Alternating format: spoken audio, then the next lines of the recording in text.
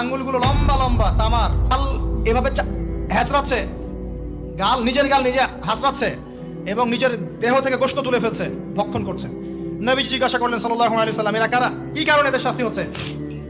তাকে বলা হলো, এরা আপনার উম্মতের সেই সব ব্যক্তি যারা সবসময় গীবত আর সমালোচনায় ব্যস্ত থাকে। এবার নবীজি দেখছেন এক শ্রেণীর মানুষ, পেট এইরকম ফোলা, অট্টালিকার মতো পেট ফোলা, আর ভিতরে সাপ কিলবিল করছে এবং এদেরকে রক্তে নদীতে ফেলে মাথাটা ফাটিয়ে দেওয়া হচ্ছে।